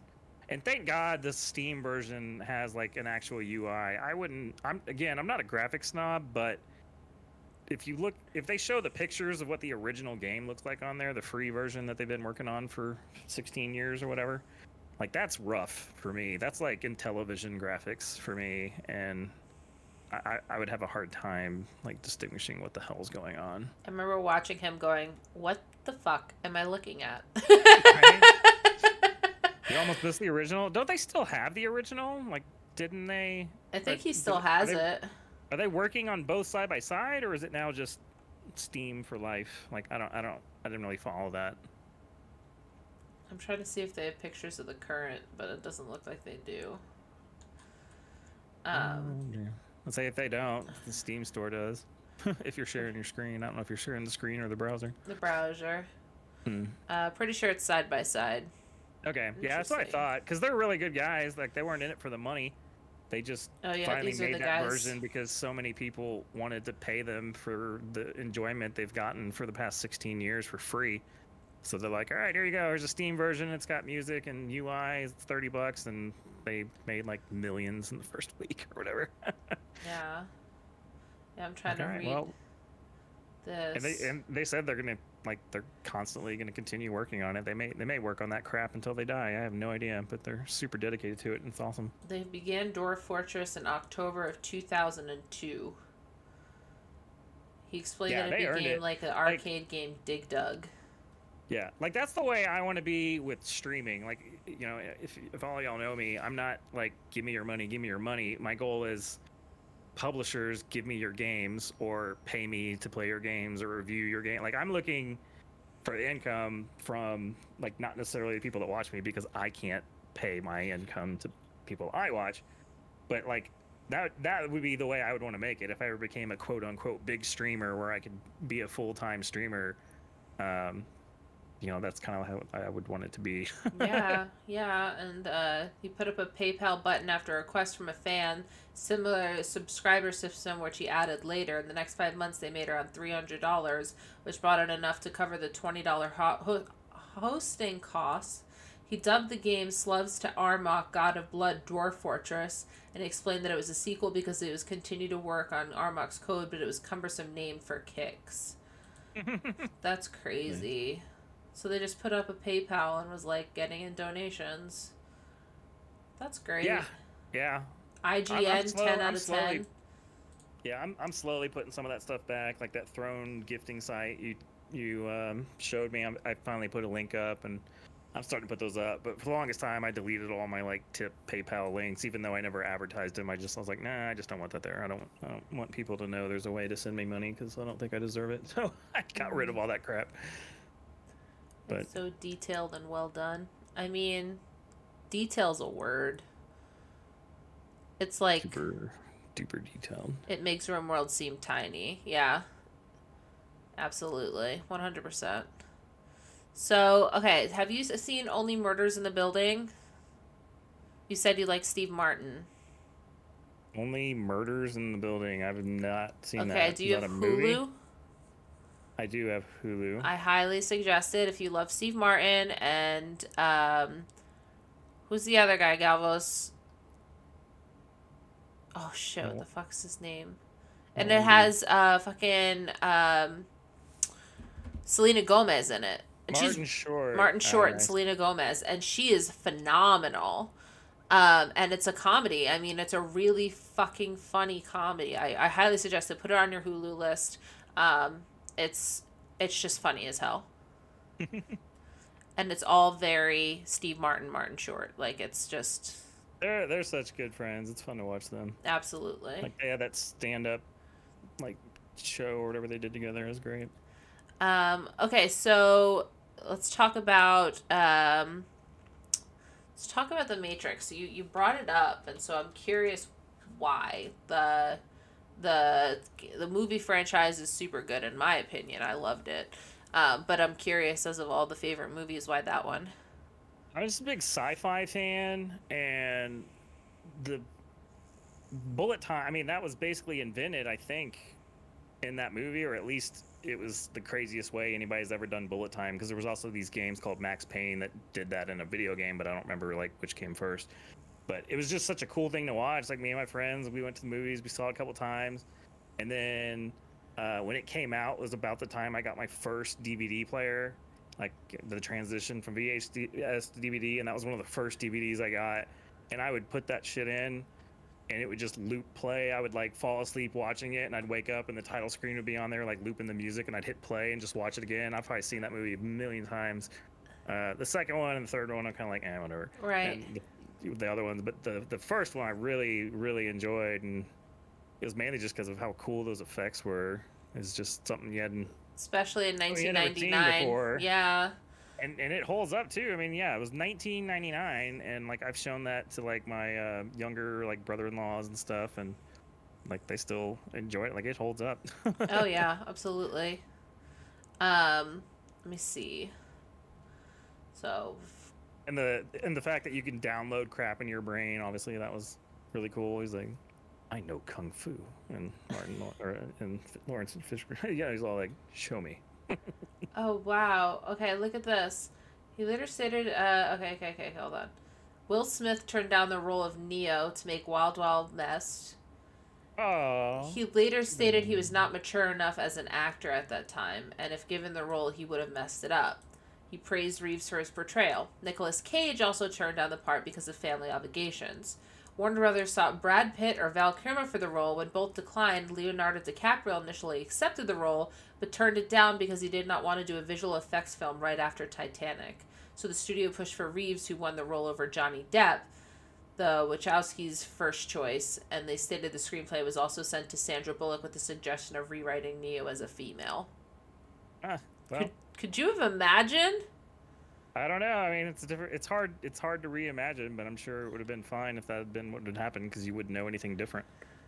True. Like in that cheesy ass movie Last Action Hero with Arnold Schwarzenegger, and the kid gets sucked into the movie, and he's trying to prove that he's an actor, and they go to the Blockbuster or whatever, and they find a Terminator cutout, and it's Sylvester Stallone instead of Arnold Schwarzenegger, and he's like, "No, that's supposed to be you." And Schwarzenegger's like, "What? He was great in this. What are you talking about?"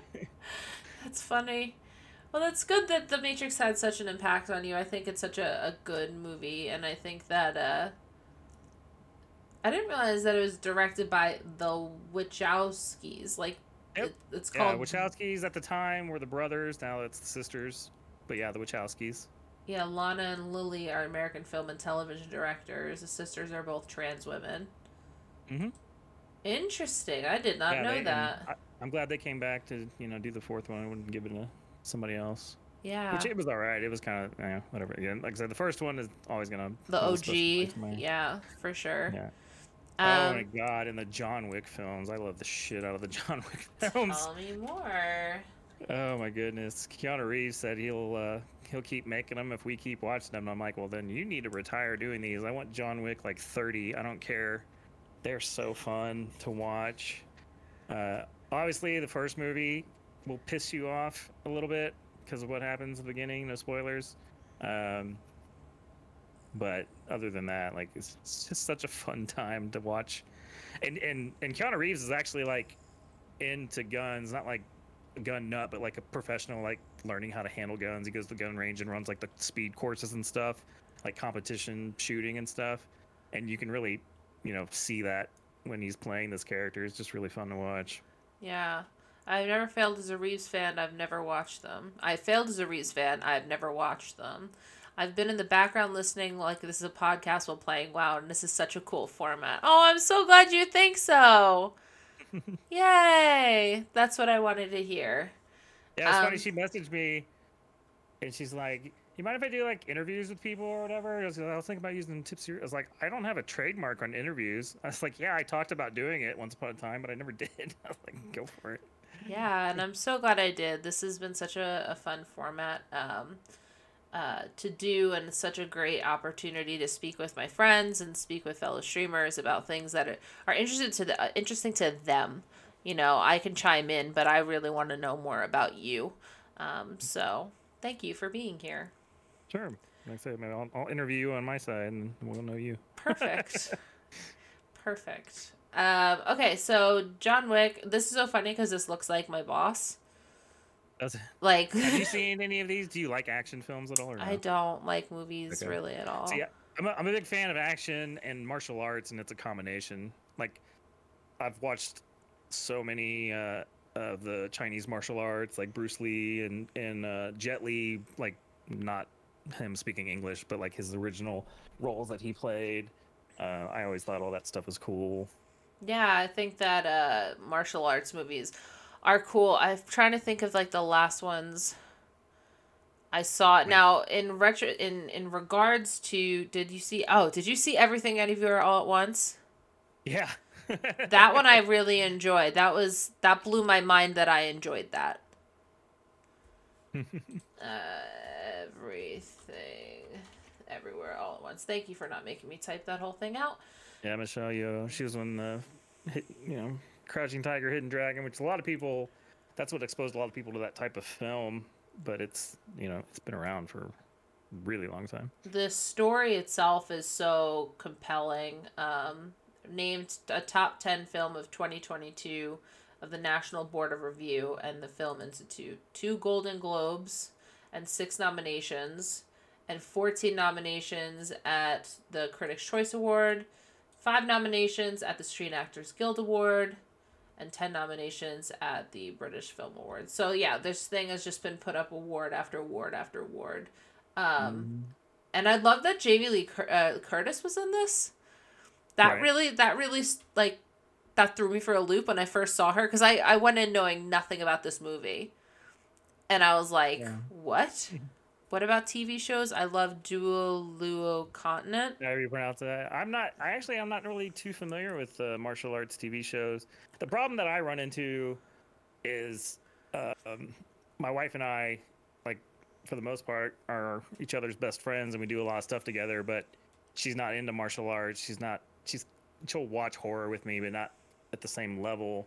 And like, she doesn't understand anime. And so like, I enjoy all that stuff, but I don't really watch it as much as I necessarily would. 'Cause when I get time to myself, I'd rather play video games. That's fair. That's fair. But anytime somebody tells me like something's good and I know they have similar taste to me, I'm like, oh, I'll watch that. Yeah, like I said, this was crazy to me, and I went in not knowing anything, and then I saw her, and I was like, what? And then another movie, little side note, you've seen Guardians of the Galaxy? Mm-hmm. Yeah, okay. Both the first and second. So I went in, opening night, never hearing of this. I was going in on like a date thing, never knowing what this was. Started watching it. Imagine watching a movie with literally knowing nothing about it. Never seeing a preview, never knowing any comic book about it, nothing. That was the craziest experience of my entire life. My mind was so far blown that I saw it 3 more times. Never have I ever seen a movie from front to end as many times as I have Guardians of the Galaxy. Yeah, I actually like doing a lot more. I don't know if that's like a getting older thing or what, but I do that a lot more now. Like, I'll see a game, and like if the title and the cover art look interesting, then I'll just try to like keep a mental note, but I don't like follow the making of and watch all the trailers. I want to go in blind. I don't want to see any moments, because sometimes, especially with movies, like the best parts are in the damn trailer. I'm like, oh, this looks hilarious. And you go see the movie and all the funny crap is in the trailer. And you're like, well, that sucked. Right. So now it's just like, yeah, I'll I'll go in with minimal information. I think it's more fun, which is why I'm a pretty big fan of, you know, no spoilers or backseat gaming. Don't tell me something's about to happen or ooh, this is gonna be good. Like, no, shut up. Let me discover fail, this. Let Yeah. me die. Let me get the shit scared out of me. Whatever's gonna happen, I want to experience it. Right. Yeah, Galvus is right. He has to sneak movies in when I'm asleep or on vacation because I don't watch them. Exactly, that's what I do. Like, my wife typically sleeps later in the day, and I'm a morning person, so sometimes I'll get up and watch that. Like recently, Lady and Angie got me to watch. Oh shit, Handmaiden's Tale. Yeah. Okay. Oh my goodness, that is a. Whew. Yeah. That is a show. If you have not seen that, that's on Hulu, I think, and that was really good. Yeah, Dualuo Continent is a multi-version show, live-action anime manga web novel. See, that sounds like a lot to me. But if you're into that, that sounds like a really awesome freaking thing. And then Sly does that. I'm assuming Sly does watches movies on while you're not around. Right. Well, I think she was mentioned specifically. He goes in blind. Like goes in blind. Right. See, I forget what we're talking about most of the time. Like while while it's happening. I saw when she saw it. Okay. I look at chat a lot. That's good. Okay, so let's keep going. Yeah, blind watching. As nice. I fidget, I'm playing with my super long pajama strings. That's yeah. I've got my panda shirt on. You can't really see it, but it's my panda shirt. And if I put up the hood. Yeah. It's got ears. I figured it was appropriate for today. There you go. I still have my shark suit in there in my closet. Yes. One day we should do a cosplay. Shark and panda. It'll have to be during the winter because fuck, it's hot. It is winter? I don't know if you know this. I know it is right now. I'm just saying. Okay, so Bob dislikes. Okay, so tell me about dark chocolate. This one was funny to me. It's like chocolate with no flavor. It's like chocolate trying to steal flavor from your mouth. I don't like it. I don't know. Like, dark chocolate with mint is fine, but no, I like milk chocolate and white chocolate. Dark chocolate can suck it. I don't know. My taste buds do not like dark chocolate. Like, people don't believe me. You can sneak in like the tiniest little piece of dark chocolate in a milk chocolate dessert, and I will taste it, and I will be pissed. Really? Some of them I can get by though, like chocolate mousse will have like layers, and sometimes it's dark, and so it can balance. But like, if you want to see me have like a disgusted, rage mixed fucking face on stream, do a community challenge where I eat dark chocolate on stream. There you go. We'll do it. No longer do Death Nut, and we'll do dark chocolate. You guys can go ahead and I'll make channel points of 100. You guys can make me eat dark chocolate, and I'll just nom. Do you like dark chocolate though? I do. The lady loves dark chocolate, but yeah, I don't. It's kind of whatever. It's just different. I don't know. It's just different tastes. I've always really liked sweet stuff. I found that people that like sweet stuff typically don't like dark chocolate, and vice versa. Like, a lot of my friends and family be like, "Ooh, that's too rich." Like, they like to use that word. It's too rich or it's too sweet, and I'm like, "Nom nom nom nom." Yeah. Like chocolate covered cherries, the chocolate covered cordial cherries that have like the vanilla cream or whatever. Yes. I only get those like once a year because there's like 8 in a box, and I will eat all eight like right in one sitting, and they'll be gone in 5 minutes. Yeah. so I just don't buy them except for like Christmas. That makes sense. Yeah, if you notice the carbs and the sugars and the dietary fiber, it has the highest dietary fiber of all the chocolate. And the reason I'm bringing this up is, again, when I was going keto, this is the only chocolate that I could eat, and I could only eat 1 square of it. So whenever I needed something that was like, and you say it's bitter, and I get that it's bitter, but for me it was something that was deluxe. What am I trying to think of? Like a treat, basically. Right. Then I would go to dark chocolate, and I kind of learned to like the hard, delightful. Thank you. Indulgent is actually the word I was looking for, but delightful works too. I'm melting. Hey, lady. Or or it's Delectable. delectable. Yes, Is it delectable. delectable? Delectable. It doesn't need much. Even sea salt is enough to oh yeah, with sea salt. Oh, Oh okay. Yeah, God. that's another. I have had some dark chocolate with sea salt, and that was okay. Like I will almost try anything once, with the few exceptions. Like I don't want to eat bull testicles. Oh That man, kind of I was gonna stuff. put that as one of your redeems. Fuck you. Pay me $1,000. I'll eat bull testicles, and I'll probably throw up on camera. Like just the thought of it's all about the mouthfeel. Like I know that you'd bite into it and it'd burst in fluid, and I don't know. I just no. It just No. burst in fluid. I just got some channel points stacked up. That's right, Rose. Yeah, I know.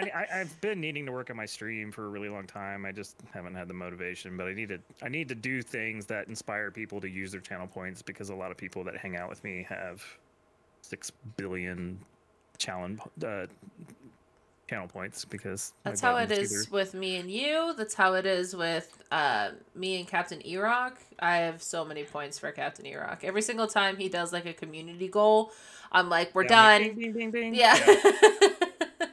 Same with you. If I you have did a a hard time community coming up goal. with stuff because I don't know what would be fun, and so I want people to come up with some stuff. But I love it. One thing I love and hate about our community is that we're all pretty apathetic.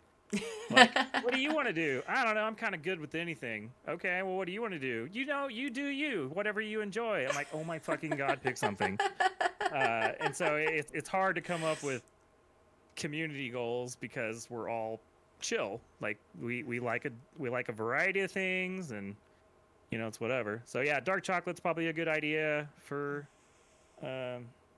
something to punish me with where you don't feel bad, because I know a lot of people don't play the death nuts because they feel bad. My tolerance to spiciness is coming back, thankfully. COVID nuked my tolerance for spicy stuff. I was really sad. Yeah. 100% group of accommodators. Yeah, exactly. Yep. So it's hard to come up with stuff. I'm like, would this be fun? Like, would you want to see this? Like, I don't know. I'd just be doing polls left and right, and then what I do, this is a good thing for me to teach. Like, I have any room to teach anything, but this is a good thing for me to teach. So what I do, and this has to do with Galvos, what I do is I go like this. I go, Galvos, do you want to sit on the couch and do this, play this video game, or do this other thing? And he goes, well, I don't know which one to pick. And I go, no. I've already picked the 3 things I want to do. You now have to pick the one thing that you want to do that I've already chosen that I want to do. And then it works. That sounds good. Because, my wife has a hard time with, like, choosing stuff. Like, well, what do you want to do? And I'm like, well, I'm going to choose, video games, like, almost every time. So, like, why don't you tell me what you want to do? Right. Yeah, if you just go ahead and the 3 things rule. If you just give me 3 things, I'll choose from the 3 things. I tend to give specific options as well. Absolutely, when I have trouble. Yeah, I that's what I've been doing with her. I'm like, okay, well, we can play this board game, watch this movie, watch this TV show, or play a video game, and she'll pick something. The second best thing is knowing how to make the ultimate banana split. I had a banana like a few hours ago for my dinner, and I didn't regret it because it wasn't one of those crappy green bananas. I digress. So, okay. I just thought of another community challenge you could do based on the dislikes I sent you. Make me touch cotton balls. Yeah, I was just about to get to that. So, the feeling, it's like sucking the moisture out of my soul. I hate it. I can't. It's like just thinking about it makes me. You don't want to do a cotton ball diet? What the fuck is that? Is that eating them? No, I don't. You don't know what that is? Sounds like something from the Tide Pod eating dumbasses. I don't know. Yes, close. Close. It's some liquids. Okay. No, yeah, that's stupid. Don't this? eat cotton. Don't do that. Don't eat cotton. Don't eat cotton. How do I do this and make like, even as a kid, like, back in my day, the chalkboards with the erasers, they were so dry, and so, like, when you had to, like, clean the erasers and you had to hit them or use them, I was like, I don't like this. I hate it. I don't like it. And then cotton balls. Like, cotton swabs, I'm fine, because you grab the stick. You don't have to grab the end. But those cotton balls, oof, like, my dogs know I love them because I'll fucking use a cotton ball to, like, clean their ears or something, and the whole time I'm like, I don't like it. Like it's Yeah, the it's just cotton ball weird. diet is a fad diet that involves consuming cotton balls dipped in liquids such Yeah. as juice or smoothies. The cotton is intended to make a person's stomach feel full without them gaining weight. The diet has been repeatedly condemned as dangerous. It is thought to Yes. originate from the modeling industry where they're encouraged to be unhealthily thin. Which is gross. Eat, be healthy. That's Right? exactly. Right? Yeah. So what? Just Okay, me. so you said cotton candy too.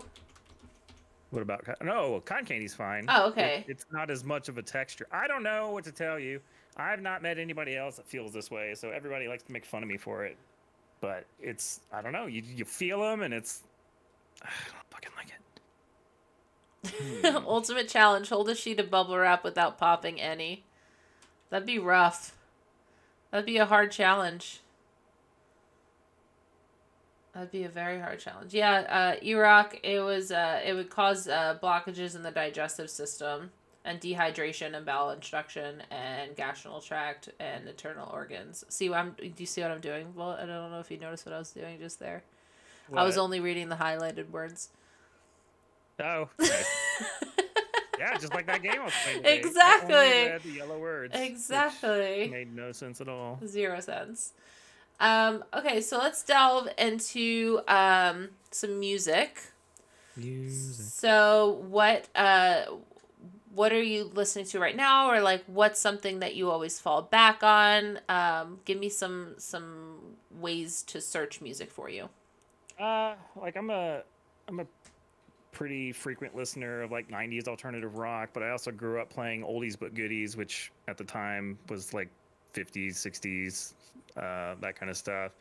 But I really like a little bit of everything. Like I'd say, I'm not like a huge polka fan or, Tejano, but I don't make a blanket rule against anything because you never know what you're going to find and like. Like I have plenty of songs where I have no idea what they're saying because it's in a different language, but it's great.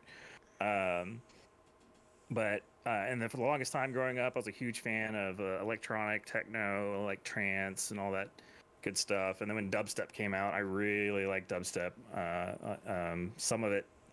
The biggest problem I have though with electronic music is sometimes it carries too long. And I think we've had this conversation while I was streaming. Mm-hmm. Like if the build up is like, and you're like, all right, drop it. Drop the like, friggin' beat. And I'm like, oh my god, fucking drop it. Please drop it. Then like that song gets deleted.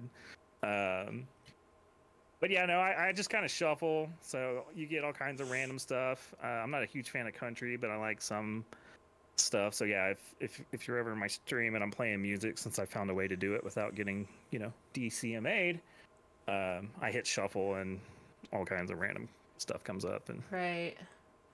Galvo says he hates touching cotton balls because the squeezer feel has it when squeezed. He despises. yes, thank you. God, I didn't. There's another person out there. Thank you, Gal. They do make a really awkward sound, even though the sound is the squeegee like it makes a sound. Yeah, it's I don't know. It's just so weird. I don't like it. I could squeeze a sponge. Sponge is fine. Cotton ball, fuck you. Like when I use them to clean my dog's ears, I like soak it in whatever it is I'm going to use to clean it, so it's not as bad because the liquid takes some of the stuff out of it. But no. Yeah, see, I don't like the noise either, says Rose, and it's a nope sound. Yep.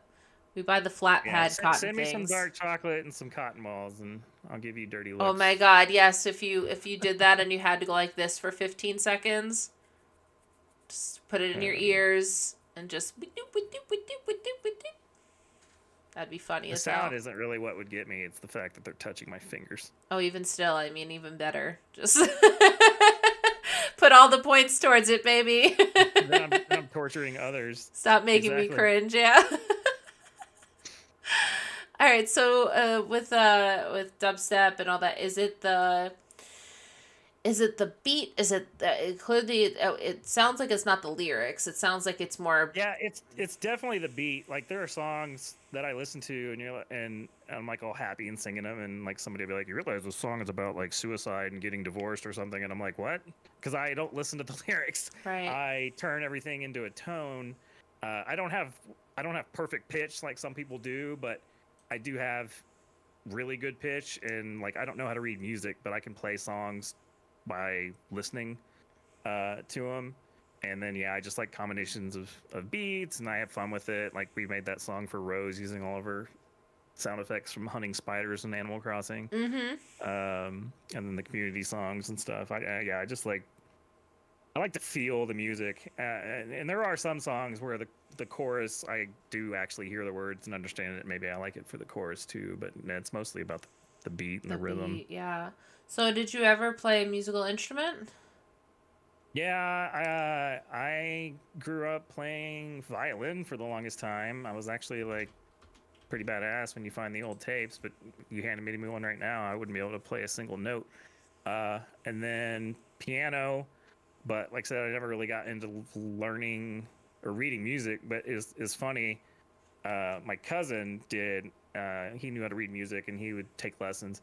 And then when we get together, like once a year for the family reunions, he would teach me stuff, and then I would just play it from memory. And my mom would always say that my stuff sounds better than his stuff. He's being professionally trained, and then he shows me how to do it, and I play it better. So I thought that was kind of funny. That's funny. Yeah, violins are a fierce instrument. Um, Mm. my brother said that he could play any instrument but the violin, and that's the only instrument he ever wanted to play.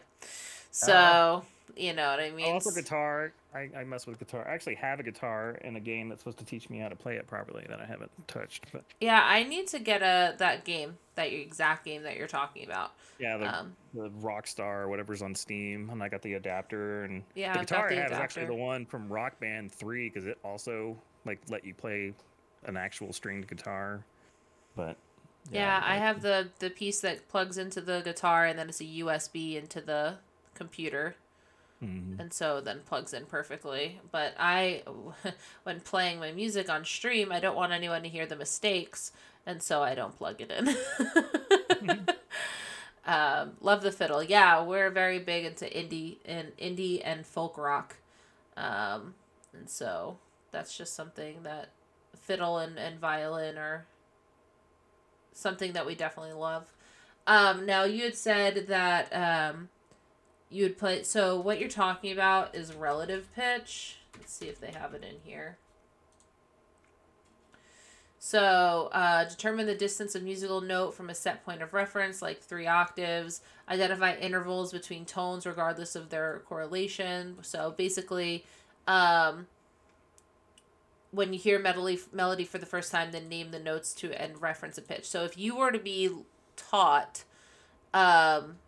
do, re, mi, fa, sol, la, ti, do, right? Right. Yeah, and every good boy does fine, or Right, whatever. right, I can't remember. exactly, yeah. Yeah, then I could probably say that's a C, that's a whatever. But But for I'm me, I'm saying just like, I would say C, you would be able to harmonize, or you would be able to go 2 steps up, or whatever. That's the concept of relative pitch, where perfect pitch is obviously perfect pitch, where you can name the exact note that's being played. My friend Mike, he can do that, and it is he was our pitch pipe. We would be in chorus, and he'd be standing in the middle, and she'd be like C, and he'd be like and everybody go and you hear the whole chorus work off of him because he had perfect pitch. It was crazy. nice. Okay, so we've got about 8 minutes here. What is something that you wish we would have touched on a little more? We've definitely talked about some video games, cooking, movies, TV shows, junk food. We haven't really just delved much into junk food, but we did talk about foods in general. Movies. What's something that you wanted us to really touch a little more on?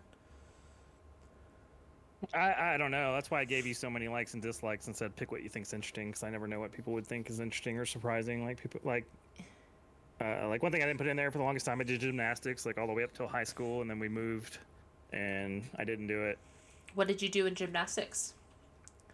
Pretty much like all the events, pommel horse and high bar and vault and floor and all fucking parallel bar, all that shit. My favorite was probably pommel horse and rings.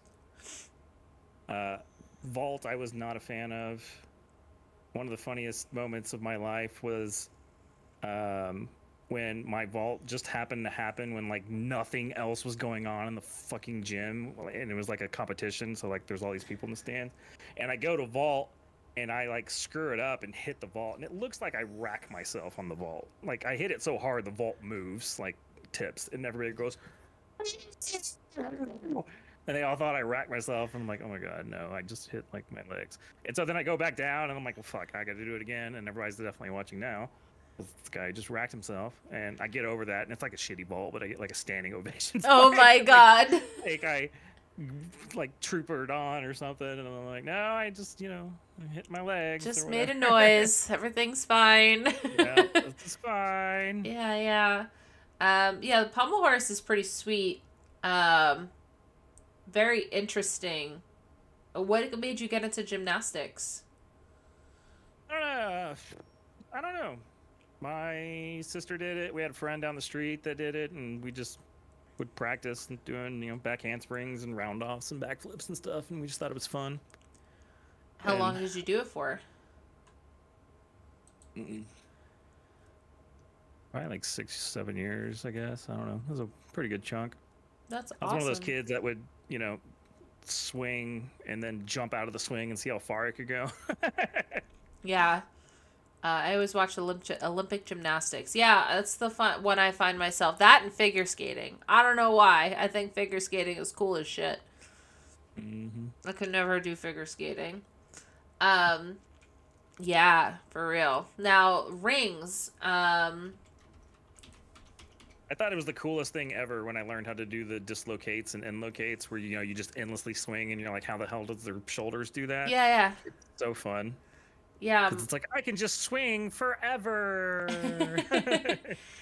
Yeah, the Cornhole Championships fan. I can do some cornhole. I'm pretty good at some cornhole. That L right there, man, that shit's hard. I was never built enough to do like that kind of stuff. Like I was always a shittier version of that because I was kind of small and skinny. But my friend, he was in pretty good shape, and he was like the only one that was really good at gymnastics on our team. Because our team was so like the men's gymnastics in our area was so like under advertised or underutilized, whatever you want to call it, that we were like a combination of like 4 or 5 high schools in the area, and there was still only like 6 or 7 of us on the team. Whereas your standard men's gymnastics team in high school is like 20 some odd people, and they all look like this dude, and we all look like shitty little losers, and we only got like 2 people that can do decent gymnastics. But you had fun with it, yeah? Yeah, no, it was still fun. The thing I didn't really like about it though is then like stupid jocks and dumbasses like associated gymnastics with being homosexual, which I have no problem with homosexuality, but like as a kid, like don't pick on me. Right, exactly. Leave me alone. Yeah, like, this you slap is each other's ass and shower together. Fuck off. this is what my dad would do. But there's pictures Nice. of my dad doing it's a cross, right? That's what it's called. Iron cross. Yeah, Yeah, I think that's what they call it. Yeah, my dad had arms just like that. He was about 5'10", completely jacked, long ass hair, and was doing the iron cross. And everybody was like, ah! Yeah, I wish I had the self-confidence I have now back then, because I'm like, man, I have some great comebacks for them. Because we got to sit on the back of the floor like in the morning when we're all exercising, and the girls' gymnastics was totally fine. There was tons of girls gymnasts, and we get to see all these, pretty good-looking women and tight leotards like bending over straddles and stretching, and we're like, And then you guys go up, and the women sit back, and they're like, eh. I don't know. I'm kidding. But yeah, I think that the fact that you guys even had a men's gymnastics team is wicked. I don't know that we had one. We probably did. I wasn't much into the gym stuff, but I know that if we did, they weren't woo, like our vocals were higher than any of the gym sports that we had. So Yeah, there you go. But yeah, I think most schools just stop at cheerleading because you do gymnastics, but it's associated with football, and everybody's supposed to love football. Right. I'm not a big sports person, but I enjoy it if somebody wants to watch it together. But otherwise, I don't really care. Does anyone in chat have any questions for Shark before we go? And it's okay if you don't. These were pre-planned questions and such, so I don't want to put anyone on the spot. However, we did get some really sweet topics today, and I think that do you love us? Good question. No, I hate all of you. I knew this. I knew this already. And yet here I am. Yes, no, I love the community we built. Like I said, I'm not a numbers guy. I wouldn't mind being a successful streamer, but I don't want to like change what we have. If I ever blew up, I would still have the alternate account, or it's just like, you know, the dozen of us or whatever hanging out, chilling. Like I that's not something I would ever. We hate you too, suck a dick, fakes. So yeah, I really like what we've done. Definitely the best group of friends I've had my entire life, so I'm real appreciative of that. Come on, Hunton. Hired gun. If you blew up, we're all dust. No, that's not my personality. I'd be happy it's happening, but no, I'm not one of those people that lets shit like that like get to my head. Yeah. Well, I'm super happy you were able to do this. I'm so happy you're here in general in life and on my screen right now. I love that you and I have met, that you are just as amazing in person as you are online. You are a true human. And I am so happy to call you a friend. Yeah, what you see is what you get. So if you don't like me on stream, you won't like me in real life. Like the main difference between stream me and real life me is there's going to be more like dark humor and stuff that's not really appropriate for streaming. Not that I'm a horrible person or something, but I'm just saying, like, we'll make some jokes about some stuff. That's all I'll say. That's all I'm saying. That's all I'm saying. None of the ists, you know. Yeah, for real. Okay, so basically that's it. We are going to go on a raid. We are going to go to who we streamed last week with, which was Fartzar. He's doing a super secret stream. He just got his new computer. So we're going to go say hi to him. And we're going to raid out. And thank you again, Shark, for being amazing. And I hope you had fun. No, yeah, definitely. Okay, good. And we will be seeing Noah next week because it's Galvos' birthday. But the week after that, we'll be seeing Andy Alex, who's a streamer from Brazil. Thank you, guys. Have a good one. Bye.